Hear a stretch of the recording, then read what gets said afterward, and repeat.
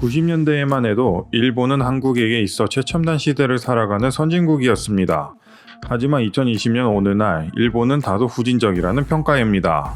한국은 IC 카드를 넘어 삼성페이로 간편한 결제 시스템이 보급화된 지 오래인데 반해 일본은 아직도 현금 사용 빈도가 80%에 육박합니다.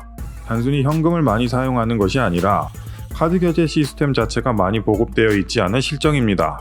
오늘은 이러한 문제점들에 대해 자세히 알아보겠습니다. 2020년 도쿄올림픽을 앞두고 이러한 카드 결제 시스템 인프라조차 구축하지 못한 현재 일본은 한국에게 손을 내밀고 있습니다.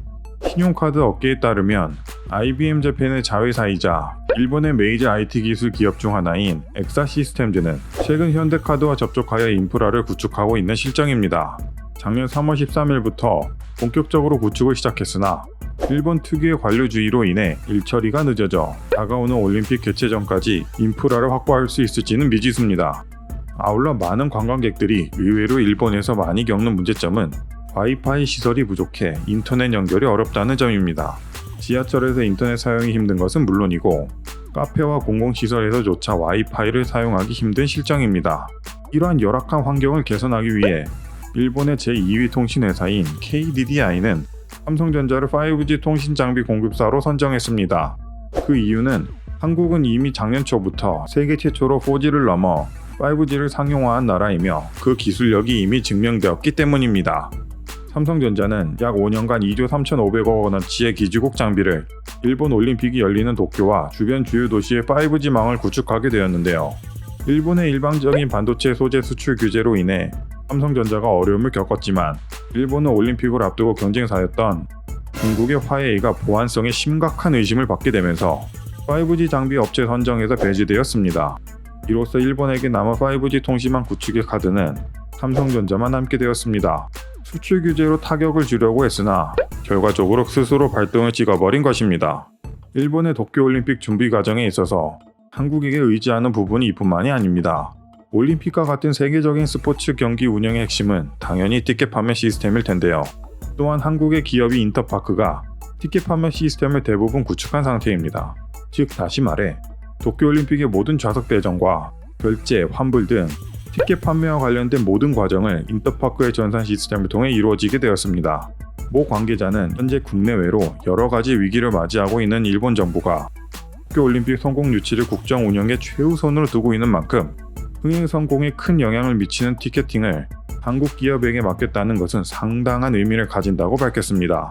아울러 인터파크는 2002년 한일 월드컵, 2018 평창 올림픽, 2011년 대구 세계 육상 선수권 대회 등 글로벌 초대형 스포츠 행사들의 전산 시스템을 구축해낸 기업으로 세계적으로도 유일합니다.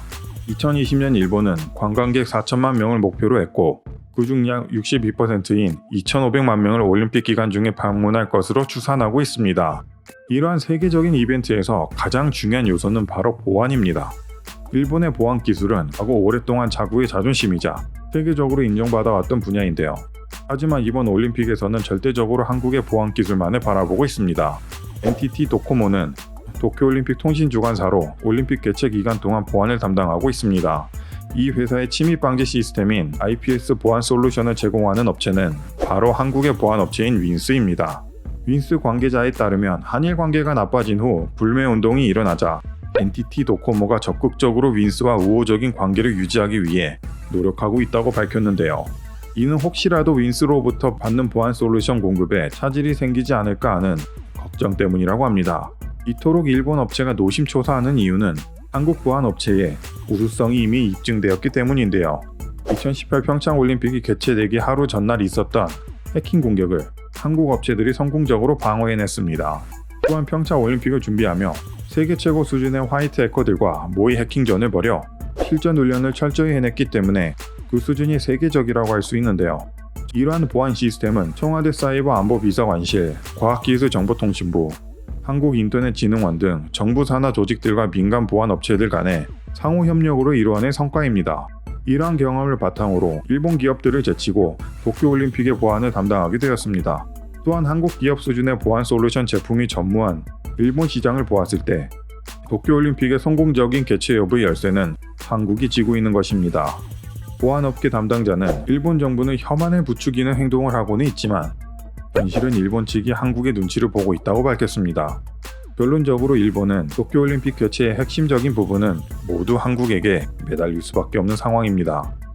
또한 도쿄올림픽 개최로 인해 가장 큰 경제적 이득과 전 세계적으로 기술력을 홍보할 수 있어 재주는 일본이 부리고 이득은 한국이 챙기는 형세로 가고 있습니다. 오늘 소식은 여기까지입니다. 구독과 좋아요는 콘텐츠를 만드는 데 있어서 정말 큰 힘이 됩니다. 감사합니다.